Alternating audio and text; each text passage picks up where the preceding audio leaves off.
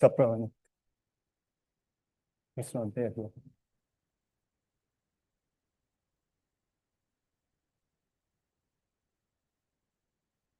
Can I make it full screen? Okay. Talk for the current session is by Swaprava Nath. He's a faculty in IIT Bombay and he'll be talking about temporal cooperative games. Yeah, thank you. And thanks everyone for coming. So this has a completely different flavor from the rest of the talks in this session. So as you can see that it will be about cooperative games with a temporal aspect to it. And this is a joint work with two fantastic students, one undergraduate student who just graduated, Ashwin, and my PhD student, Drashti. So if you don't know what cooperative games are, I'll just go over this for completeness of the talk. So the classic cooperative games goes as follows. You have a bunch of agents, bunch of people, and which is usually represented by the set N. And a subset of those agents actually generate a worth of that coalition. So this S is called a coalition. N is also a coalition, which is called the grand coalition. And this S, the worth that it generates, we typically represent that with V of S, the value of S or the worth of S. Now, the value in this classic setup is mapping each of such subsets to the set of real numbers, and with the restriction that if you have an empty set, it's zero. So the worth is zero. And this is how this is represented, the set of players, and the function, the V is called the characteristic function that represents the complete cooperative game. The V is universally. So because it's dependent on the subset. So if any group of people in this set, we generate the worth, and then how will we divide that worth is what we discuss about in the cooperative game. So no, this is not that. So the cooperative games is like you are generating the worth. I'll give some examples to make this point clear. So what are the usual things that you can ask in this kind of a setting? The first thing is that how you share this reward, right? So the first thing that you can think of is, so you have generated this worth. We maybe out of this 100 people, 10 people cooperatively did something.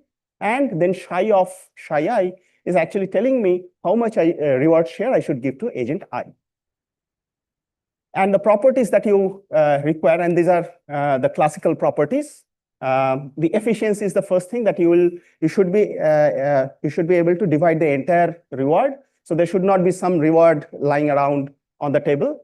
You should be able to divide. So the sum of these triads should be equal to V of N. Symmetry means that if we have two different players who are actually contributing to the rest of the game in a very symmetric manner. So one small typo, I think I have spotted a couple of typos. It should be N minus Ij. So just imagine that it is Ij. So any coalition where both I and J are not members of, you look at those coalitions and add I and J, they are giving you the same reward, the worth increase. So in this case, this is the amount of worth that you are getting when you are adding this agent to that coalition. Then they should get the same amount of reward share. So symmetric people are treated equally. That's the symmetric property. Additivity says that if you look at two different games of this kind, characterized by two different characteristic functions, V and W, then if you look at, the corresponding reward shares individually for those games and sum them up, that is equivalent if you look at the game where the reward functions are added. So you look at one game and do this reward sharing, it's equal to the sum of these individual games, their reward shares. And the last property in this classical setup is that if you find an agent who is not contributing to any coalition, so any coalition that does not contain that agent, if you add that player to that coalition, that is giving you the same reward as the previous coalition without that agent, then we call that player as the null player, and that player should get no reward. We're not adding to any coalition, so you should get zero. So these are the classical four properties, and because it's a classical property, it also has a classical solution, and that is given by Shapley value. And this is where I spotted I made another typo. So just read this as the player set of pi I. So pi I is you can consider as a permutation of these players where all the players are present. So a permutation over these n players. And if you look at this pi I, which is the predecessor of agent I, so in this permutation I will show up somewhere. You look at the predecessor set, and then look at that player set. If you add I to it, what is the marginal gain that you are getting to that versus if the valuation was considered without that agent I. So and you do that for every possible permutation, take the average, that is essentially Shapley value. Turns out that this Shapley value uniquely satisfies these 4 properties. So that's a very classic, interesting result.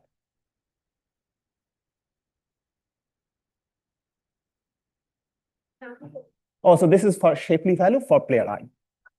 This is a Shapley share. Yeah. So, and you can see that this satisfies null player immediately, because if there is an agent who is actually contributing nothing, so this marginal value will be 0 for that.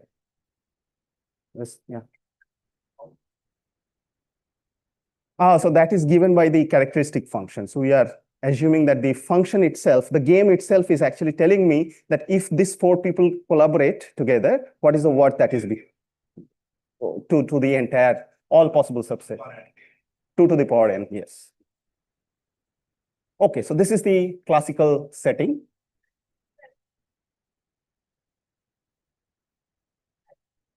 These 4 properties and vice versa. So any solution concept psi I that satisfies these 4 properties will be uniquely Shapley value. It's both of this. But in practice, I'm going to motivate that worth is only generated by coalition, or perhaps sometimes the order. For instance, so suppose in a project, Raghu joins first and he proposes the most complicated, maybe open problems. And then I join and don't see any progress. I cannot make any progress. I call up Nildhara, and she also cannot solve some of these problems. The progress does not happen as we expected. So let's say that is the sequence in which we joined. Now, and that gives you some worth. Suppose Nildhara joins first and she defines a problem which is both challenging and also not too hard to solve. So I come in next and try to solve some of those problems which are easier. And then finally, all the hard problems, leave it to Raghu. And that actually makes a lot of worth. The project is a success. We denote that with pi star. So the optimal outcome of this sequence. So this is a completely hypothetical example. Any resemblance is completely intentional. The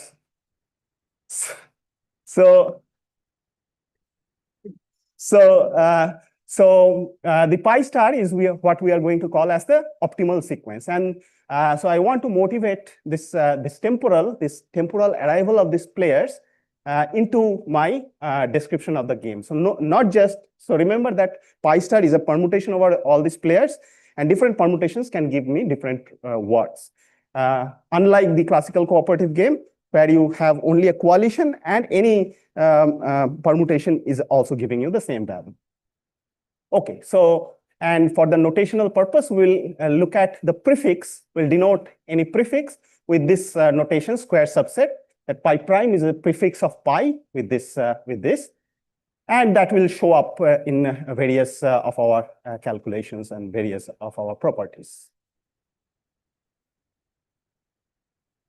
So V is already given, just like in the classical cooperative. Monotonicity is, yes. Yeah, so we are assuming for this talk, monotonicity, we are trying to relax that, not completely successful in that. So yeah, monotonicity is definitely assumed. That is, if you add more player, it is never going to be worse for this new coalition or new sequence. So let's call all these pi's as sequences. Yeah, it's a big assumption. Yes. So, but so actually, this was motivated by some of the properties which were already being used. So this monotonicity is. Yeah, so yeah. Okay. So now we are going to define this set capital pi as the set of all possible permutations of these players, which can be subsequences as well. So it's a member of 2 to the power n. So that means even if there are 10 players and I look at 3 players, their permutations are also considered in this set pi. So you are looking from the empty sequence, sequences of length 1, sequences of length 2, and sequences of length n. All are members of pi. And now the characteristic function, the change is that it is mapping all such sequences to the set of real numbers. And this is given to me as the description of the game. Now, what is the, so this is our new temporal cooperative game. The only thing that is different is this V function. Now, what are the solution concepts, the desirable properties that we want in this setting? I'll try to contrast that with the old and the new ones. So this is pi, which we have already defined. V is also defined. P pi is the set of players in pi, just to set up the notation. Now, we have an optimal sequence. Just we try to motivate. There exists an optimal sequence, which is we are always interested in. So let's call that as pi star. Psi I is the extended. So in this world, we'll have to distinguish what is a solution concept for every sequence. So you can think of if a sequence comes, in that sequence, a specific player gets certain amount of reward versus something which is only dependent on the player and not on the sequence. So I just call this psi I as the extended solution concept, and phi I of pi comma v, which is a sequential solution concept. You'll see what is the connection. And of course, this phi I is a more descriptive notion. You can actually go from phi I to psi I by appropriately reducing it, so which we will come later.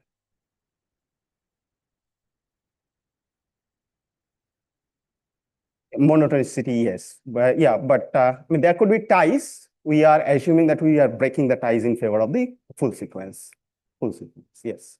It's a good point. Yeah.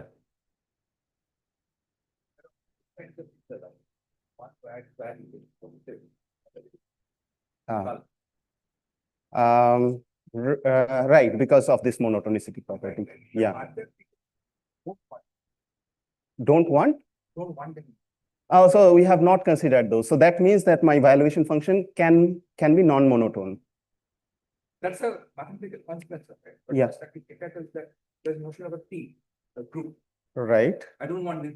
Right? Is there some? So in this case, we are not considering them. Is it a valid?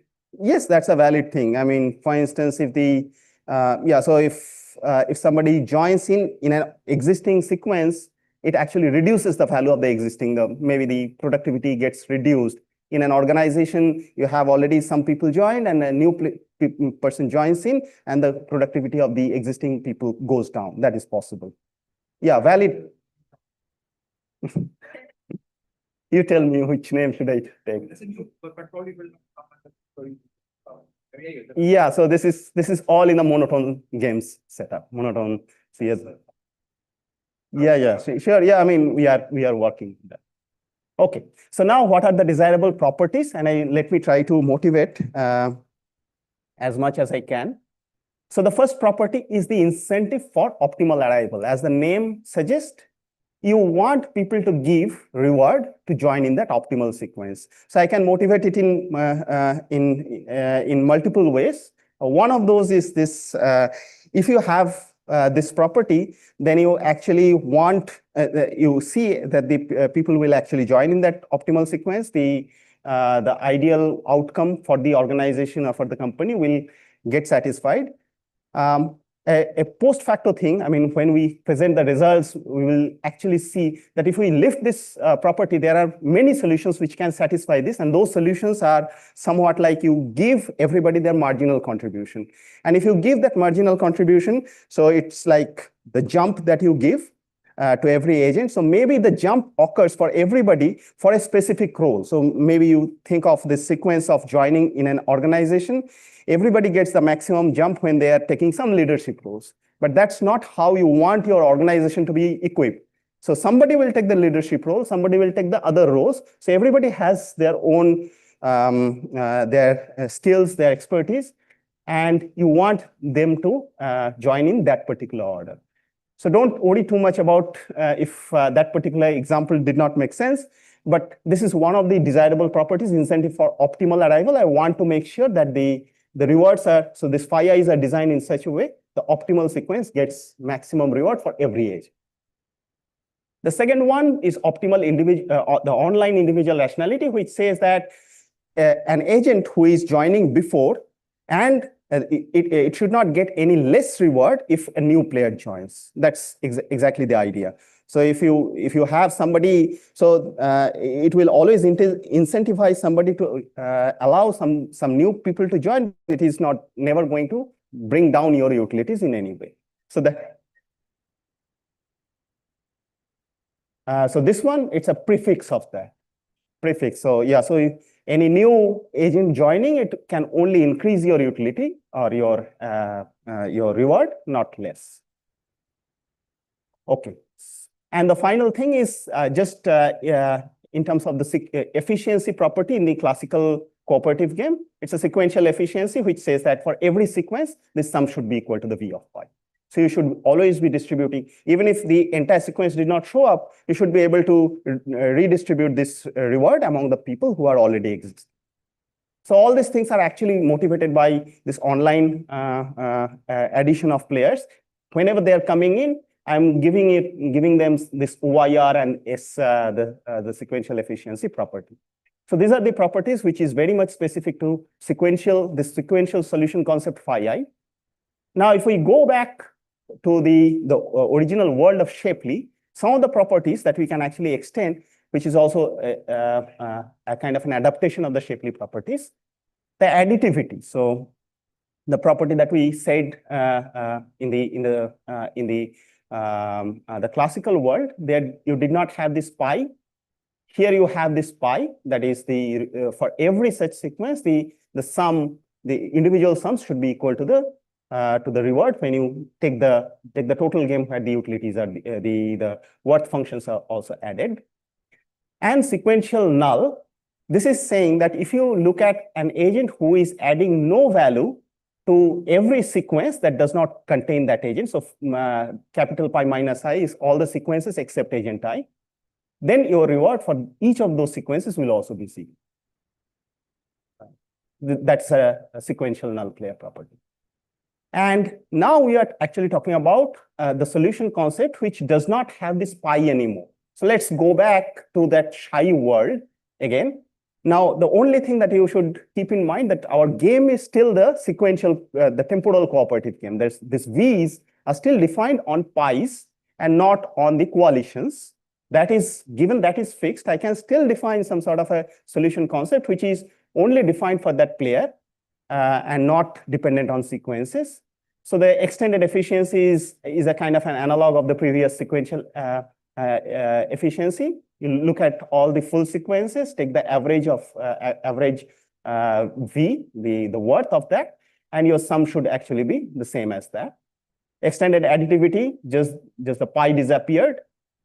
The extended null is you still have the if condition to be the same, but only that you are ensuring is this the phi I V will be equal to 0. I mean, it's very clear to see that sequential null will actually give rise to extended null automatically.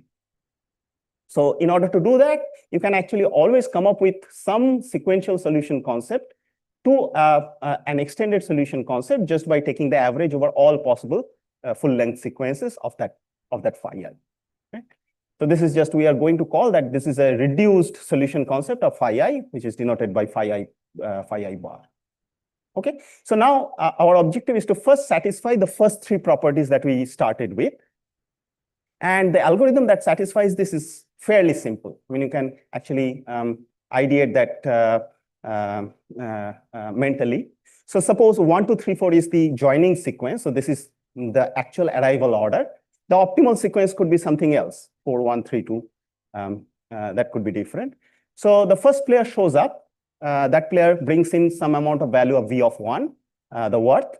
And you, because there is only one player available, you give the entire thing to player 1. Now player 2 shows up. This is the marginal gain that you gain now. So with 1, 2 minus V1, which has already been given to player 1. So you divide that in any arbitrary way between player 1 and 2. So all these buckets have some upper bounds. I'm coming to that, what will be this upper bound? But the algorithm is very simple. Now player 3 joins, what is the marginal contribution that this player is bringing in? You just divide that in any arbitrary way between player 1, 2, and 3, and so on. So if you have 4 players, now this is one way of distributing this. And this algorithm is what we are going to call as the sequential share. Bringing in people sequentially, and you are sharing it with an upper bound. Okay? So this bucket filling algorithm satisfies, so it's not very difficult to see that why it is satisfies as efficiency, because I'm always adding up the sum of this all those water in those buckets will always be equal to the V of pi. OIR is because you are always adding something positive. You are not taking anything out from anyone's bucket. So you are adding, or you are not adding anything. That's OIR. I4OA is a property which will come as the consequence of how we set the upper bound. And that property requires us to ask this question, that how to set these limits, because what is the upper bound of these buckets? In order to do that, we'll have to define a property called a basis. What does it say? It's just a kind of a reward share where you are ensuring that every agent in that sequence pi, if you look at this, every agent's xi, so let's say xi is the reward share that you are going to give to that agent, that sum should be at least as much as V of pi, so that you are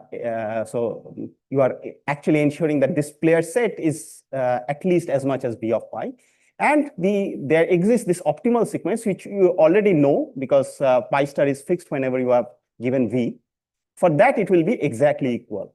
So if you have seen cooperative games, this is something similar to core solutions. If you have, so the core essentially says that you have some sort of a reward share such that every agent is motivated to join the grand coalition. This is something similar and not exactly the same.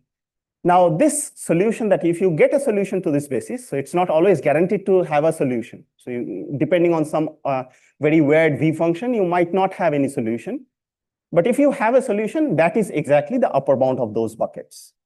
And I'll tell you what happens if the basis is empty. Just like code is empty, what happens and basis is empty is a very similar case. Now, so now I have completely defined what is the solution concept. You have these buckets, and this bucket's upper bound is actually the solution, one solution of this basis. Basis may have multiple solutions. You pick any one of them, and that gives you a sequential share class of those water filling mechanism is actually giving you sequential share. And the property that we first show is that this I4OA, S efficiency, and OIR is equivalent to this sequential share. So how much time do I have? Almost done? Okay. So I'll just give you the broader pictures, and I'll not get into any of the details. So you can already see that the sequential share is actually satisfying these two properties. We have already seen that. I4OA is actually satisfied by the last condition. And in particular, this basis condition is a necessary condition for these two properties. So if you violate the basis conditions, then there is no such solution which can satisfy all these three, and therefore the sequential share class also reports a null. So that's it. So we will not get into the related, so let me just not get into the details. So you can actually define some marginal solutions, the marginal contributions, even in this sequential world. So Mart Sol actually satisfies just like Shapley value satisfies a bunch of 4 properties uniquely, this solution in the sequential world satisfies these 3 properties, not 4. I'll be happy to talk about this offline, why that 4th property disappeared.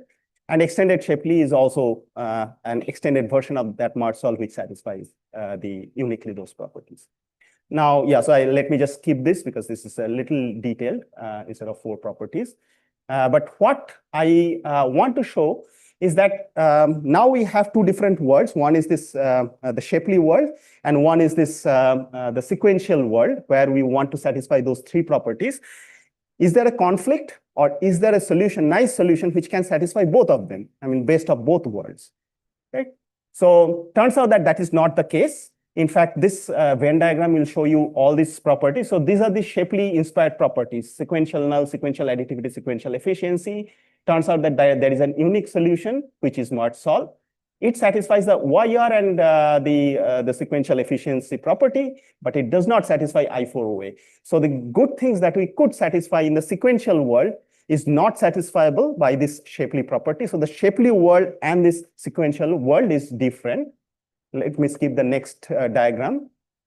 But if you look at, so what in cooperative games, we know is that this nice properties might not be satisfied for maybe the general class of games, but for a special class of games like these convex games or simple games, which is appropriately adapted in the sequential world in this way.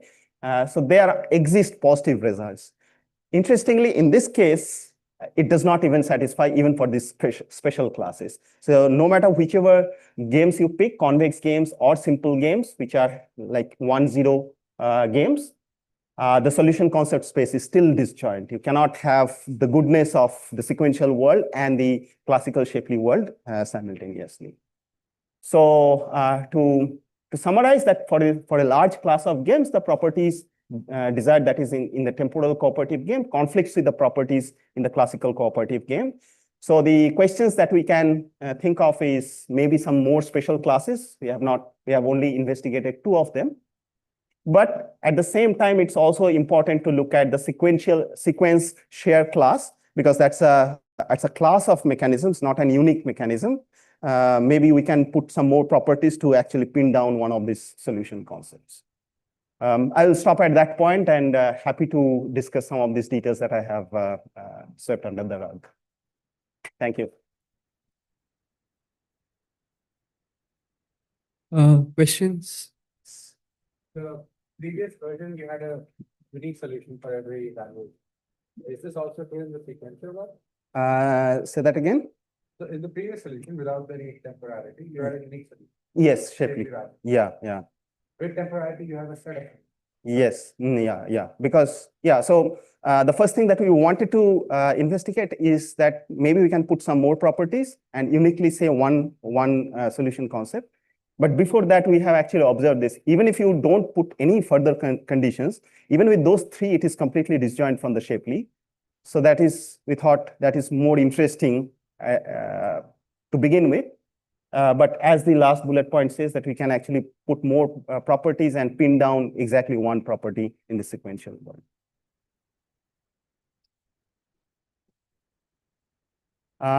Yes, we haven't investigated that at all. So if you're talking about the classical world, the Shapley value for general games is very hard to compute. Yeah.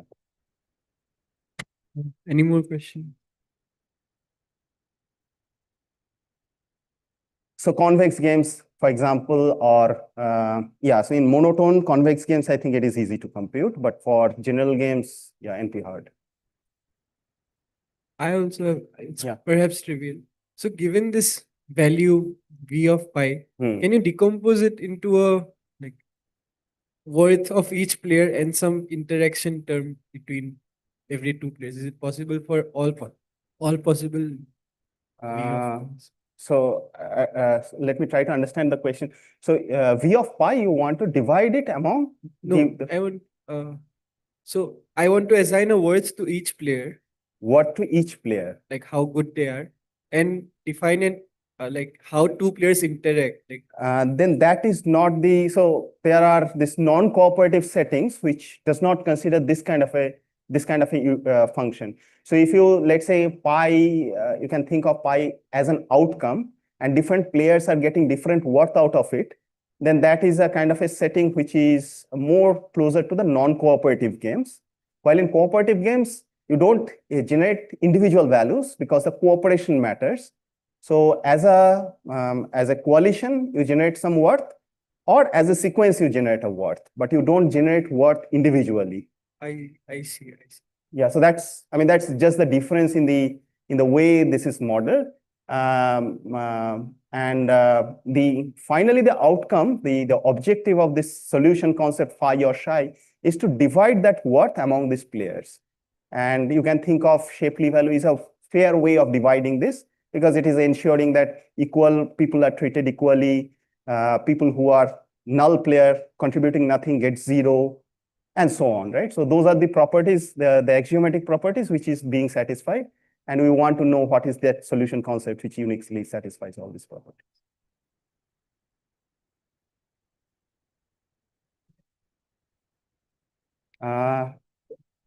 Yes. So in the classical world, the idea of core is actually telling me what is the so how you can deviate from it. Dropping out meaning either you can individually. So in this cooperative game, you can either individually drop out or you can do a group deviation. So suppose if the core, the idea of core, maybe I can just take 1 minute. So this it's a little ahead. I think so this basis condition, so the core condition is very similar to this one. So if you look at any xi in that world, you look at any coalition, and the value generated by that coalition is at least greater than equal to what you are giving in this xi, right? So as if you are saying that I give you this many amount of rupees, which is at least for every group, it's larger than the value of that group. So then there is no reason for you to go out, because if you go out, you get that reward. Here, we are actually ensuring that you are getting more than that. And that is true for every coalition. So if the code is empty, yes, there is a possibility that you will do a group deviation. But if there is a solution in the code, that is why code is so important. If there exists a solution in the code, then you assume that people will not group deviate. And a very similar thing is also true here. If you give in this way, then there is no reason for anybody to go out of this this prediction, this kind of a solution, at least for the optimal sequence. Okay, if there are no more questions, let us thank the speaker once. We'll break for lunch and meet again here for the next session at 2 p.m. The lunch is free. You just have to say STCS simple.